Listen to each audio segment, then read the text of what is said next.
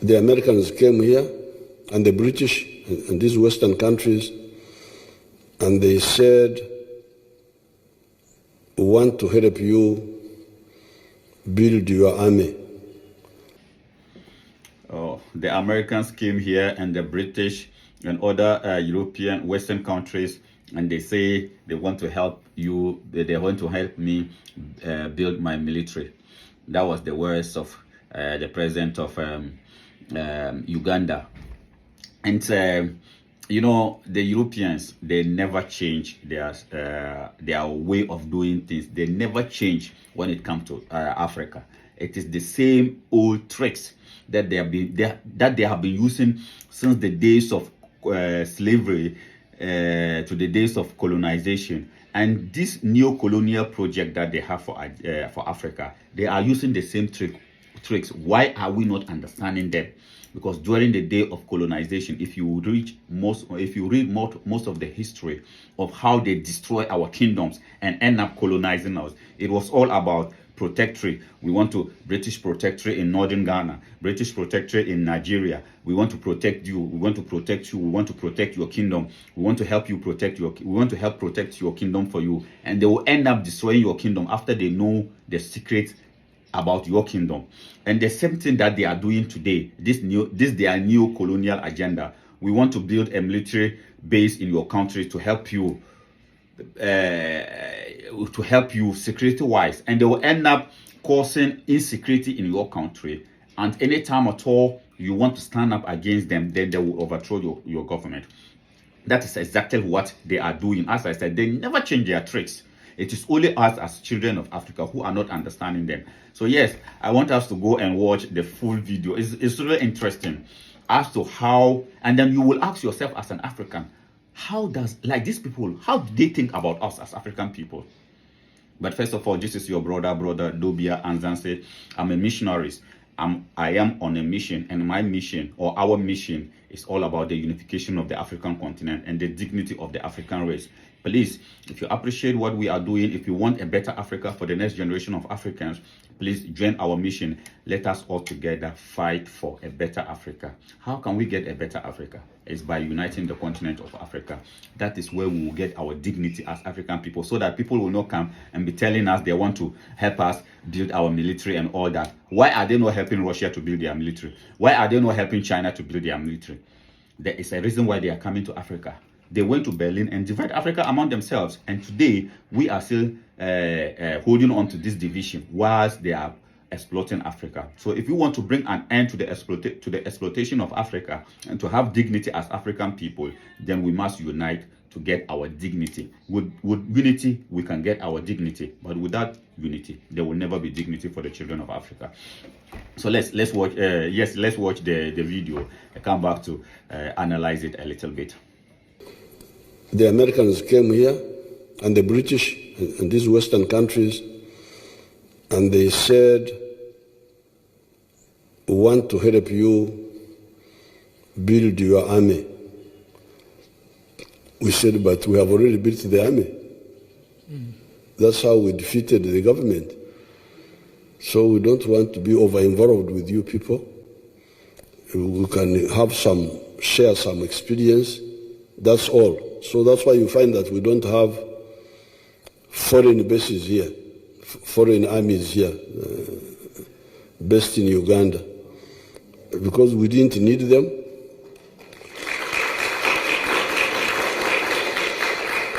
We said, foreign armies, what? We can defend ourselves. We don't need anything from anybody. If we need knowledge, you can come and learn and come back. And then we had, of course, they normally, when you hear these African countries getting problems, Niger, this one, Burkina Faso, Mali, Central African Republic, they get problems because of that over-involvement with foreigners in the issue of security. So you can take one example. There's what they call SOFA. SOFA, S-O-F-A, means status of forces agreement. If foreign forces are in Uganda, how should they be handled? So the Americans and the British brought their sofa to me. Say, when our forces are here, if they make a mistake, they should not be tried here. They should be tried in the US. Why? Then I said, okay, can we make it reciprocal? So that if our own people are in the US, they make a mistake, they are brought back here. I said, no. So I said, Then even at one time, I was trying to compromise with them. I said, okay, I can, if somebody fights in the bar, I don't mind, you can take him and try him in California. But what if he kills a Ugandan? Or rapes a Ugandan girl? There's no way we can say that you take him away to be tried somewhere else. There's no way. So they said, no, but you see other countries are doing it. I said, if other countries are doing it, that's their business, but not us.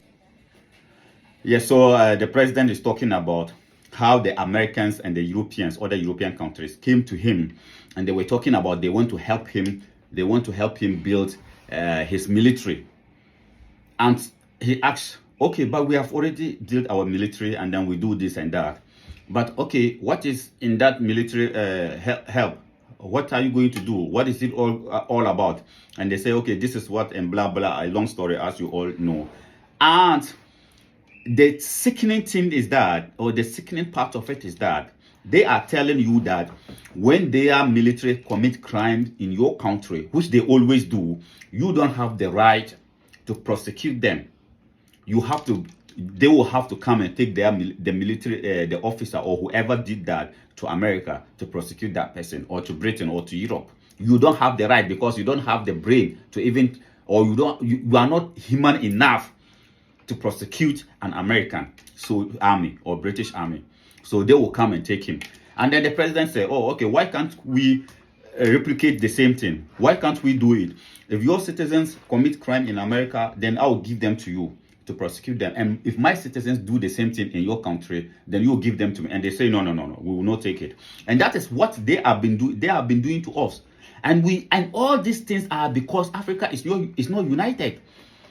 All these things are because Africa is not united. How on earth can you come to me and tell me that if your children come to my house and commit anything or destroy anything in my property, then I don't have the right to deal with them?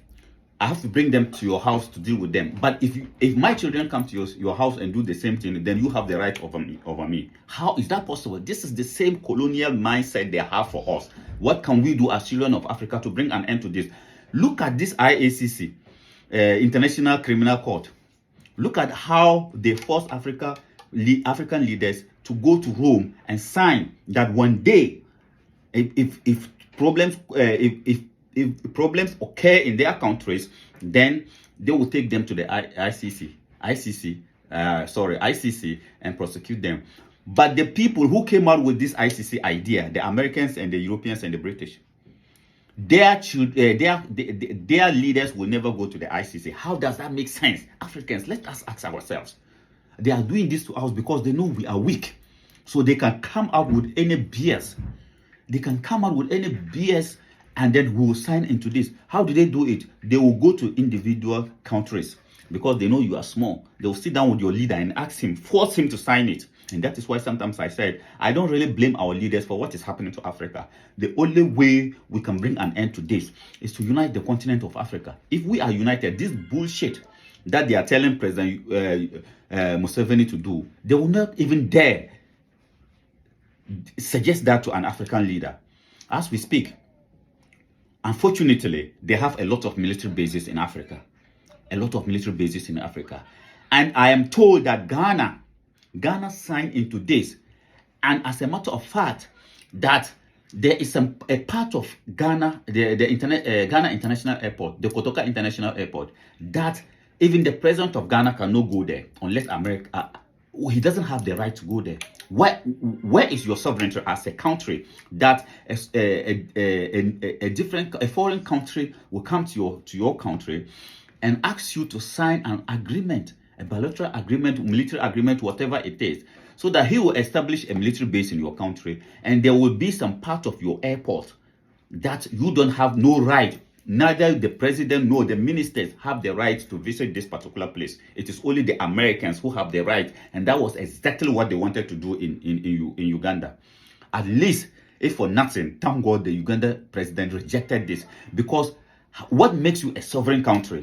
That somebody will come to you and tell you that I want to establish a military base in your country, but when my military men commit crime in your country, whether they kill somebody, whether they rape somebody, you don't have the right to prosecute them. You have to bring them to me. But if your citizens do the same thing in my country, I have the right to prosecute them. Like, how does that make sense? Honestly, I'm finding it really difficult to understand how these people think about us. How do they really think of the African race? Do they think that we are just like numbers on this particular earth, so they can decide anything they want? What can we do, children of Africa? I am asking you, what can we do to bring an end to this insult, this disrespect? What can we do? I am telling you, it is because Africa is divided. And the reason why, as we keep saying, the reason why they went to Berlin and divide Africa among themselves, it was because of all this kind of bullshit they are doing to us. It is because of this.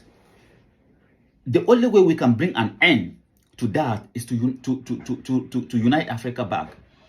But as long as Africa is not united, they will continue to do this to us.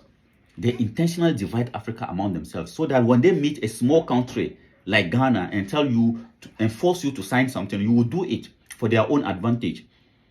And anytime at all you decide to stand up against them, then they are closer to you. They can just use their military and kick you out of office.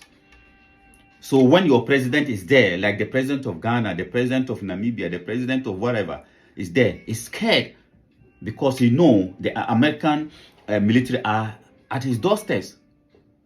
So we thank President Museveni for refusing them this opportunity. Because why? Why? Like, how do they think of us as African people? I'm saying, how do they think of us that you will come to me, bring a paper for me to sign, and on that paper, you are telling me that if your citizens commit crime in my country, I'll have no right over them. But if I commit crime in your country, you have right over them. Like, what kind of insult can somebody insult you to provoke you to stand up for yourself more than this? So the insult is too much. And it is time for the children of Africa to say enough is enough and come out, stand up for a united Africa. Let us unite for our own good. Without unity, their children and their grandchildren will do the same thing to our children. Their forefathers were doing this to our forefathers. So they were doing that to us. And today they are doing this to us. If we don't bring an end to this, their children and their grandchildren will do the same thing to our children. What can we do to bring an end to it? Is by uniting the continent of Africa, so that we can also have one military, one currency, one passport, and then one president. Imagine the president of America sitting in front of the president of Africa. Do you think he can suggest this kind of bullshit to him? Because they cannot say the same thing to China. They dare not say the same thing to Russia. Why are they doing it to us? Because they know we are weak. That is why you see them go to Ghana and force the Ghanaian president to sign and give some of his sovereignty to them. At least the president of Uganda refused that. But we must support our leaders to unite Africa so that we can bring an end to this insult. I thank you very much for coming around. This is your brother Dobia Anzanse. Please let us join hands together as Africans to fight for a dignified Africa. Where can we get our dignify? Is by uniting the continent of Africa. That is why we are here as missionaries We are on a mission, and our mission is all about the unification and the dignity of the African continent. Join the mission. Let us go as evangelists and preach the message of unity to the children of Africa so that they will have their dignity when we are long gone. Thank you very much for coming around.